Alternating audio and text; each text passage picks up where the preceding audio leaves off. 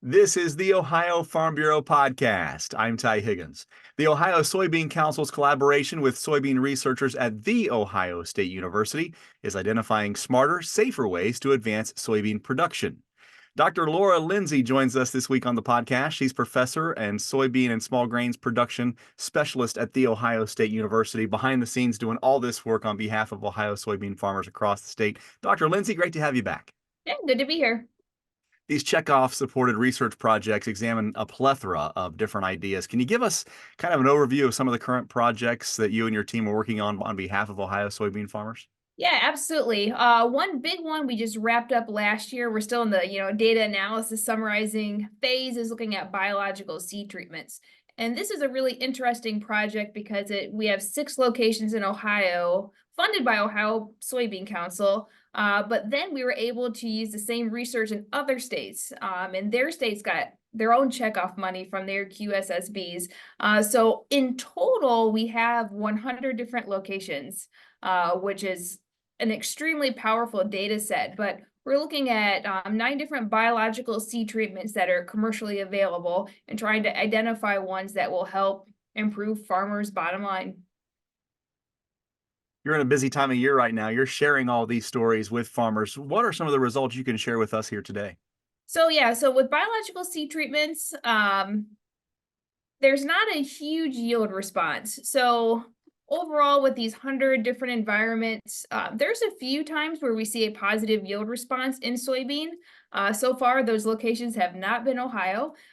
They're actually tending to be more in the southern states. Arkansas, Louisiana, Mississippi, South Carolina have had some positive yield responses. They're about 1.5 to 3 bushels per acre, so fairly small. But we're still plugging through the data, like you said. Still plugging through the data. What are some other things you're working on? Yeah, so some of the other things we're working on are foliar fungicides. So we are in, I guess, year 3 this year of that project. So we have 2 field seasons done looking at foliar fungicides. We're looking at different application timings, R3 and R5, different products. And we do see some yield response to foliar fungicides in Ohio when there's diseases. The diseases that are really rising to the surface at our locations have been frog eye leaf spot. So where we have frog eye leaf spot, we see positive yield responses to that foliar fungicide.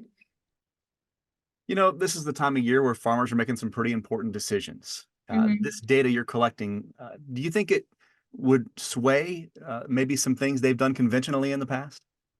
Yeah, absolutely. Foliar fungicides are an interesting thing to relook at every so often. So we looked at foliar fungicides 10 years ago with Ohio Soybean Council funding, and almost all of our yield responses were in the southern part of the state, maybe a little bit in the central. Um, this new project, we're almost doing the exact same thing 10 years later. We're actually seeing frog eye leaf spot in the northern portion of the state that we've never seen before.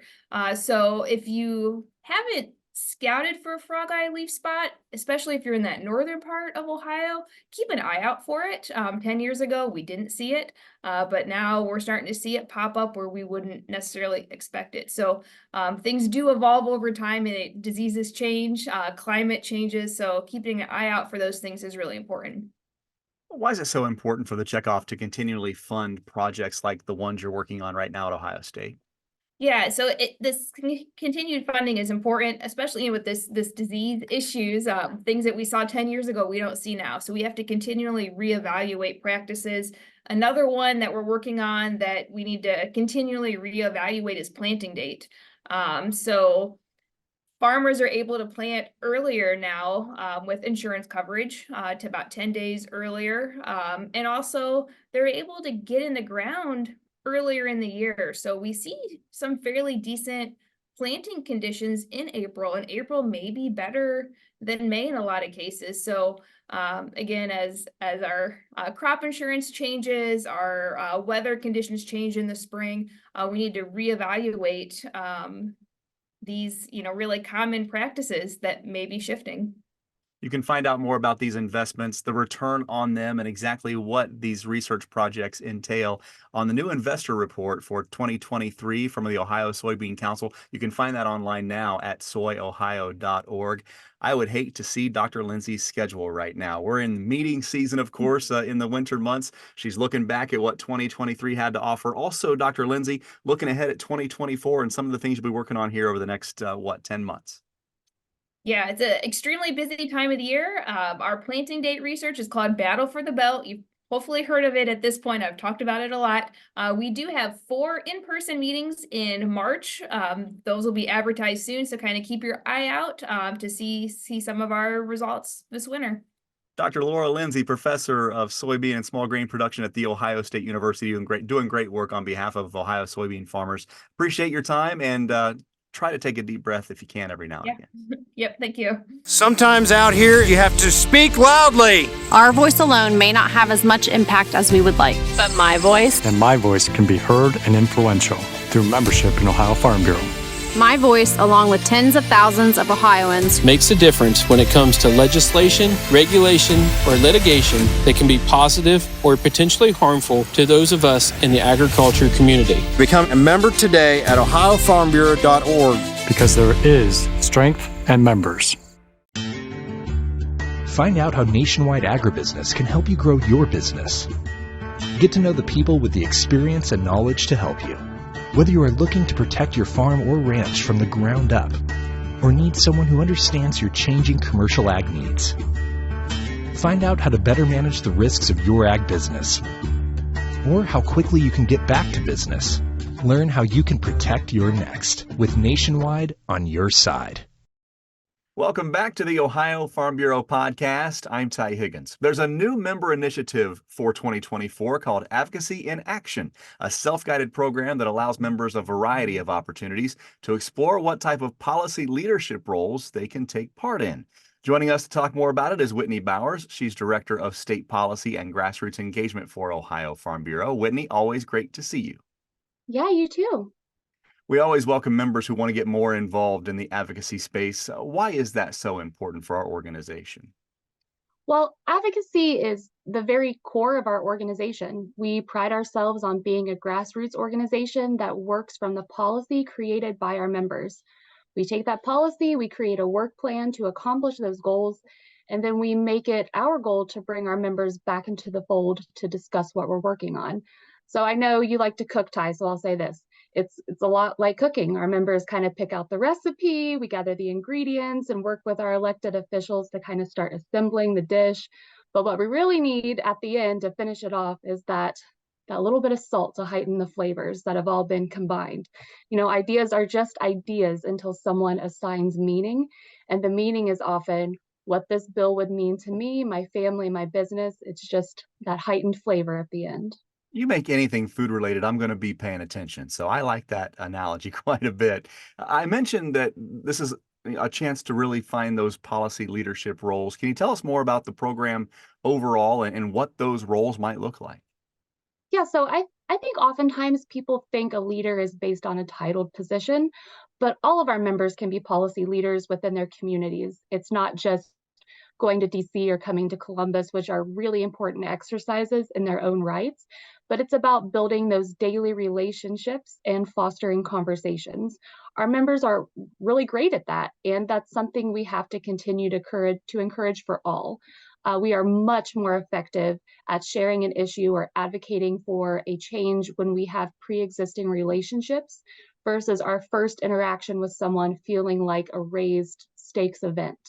Being a policy leader for Ohio Farm Bureau starts with having conversations about policy within your local communities, being part of that process, you know, discussing things with your statewide peers, and then ultimately your elected officials.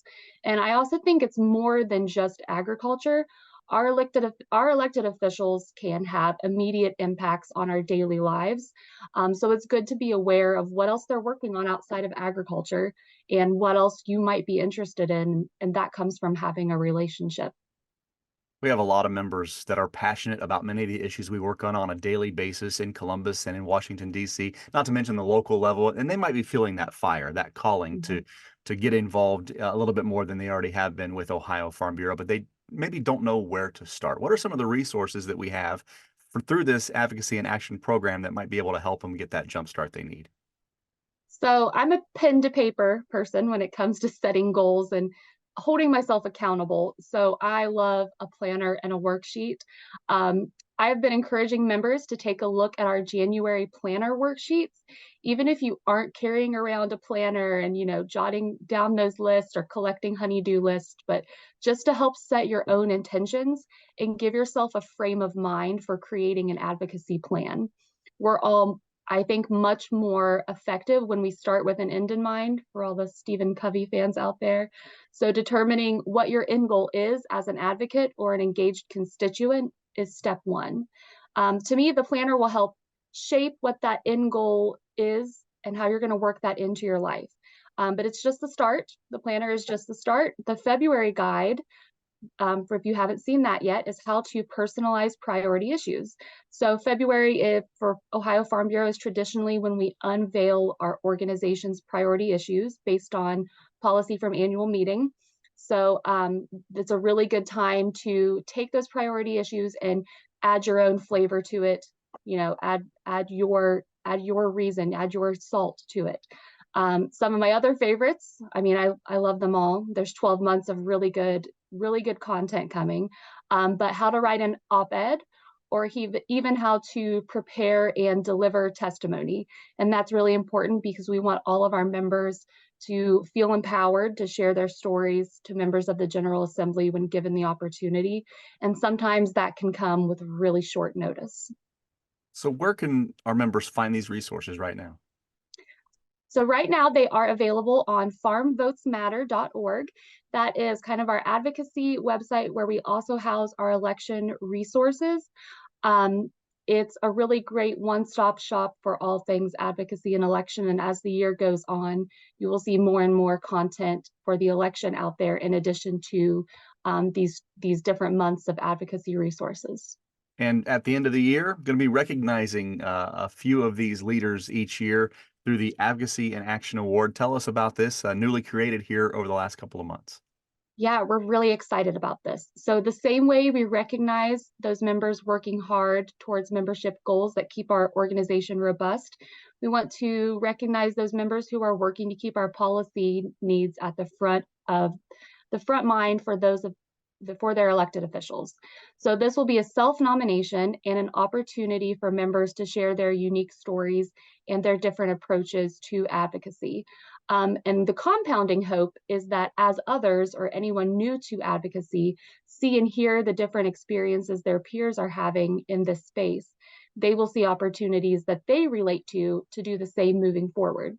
So, we have very, very engaged members, and we want to lift up and share their success stories.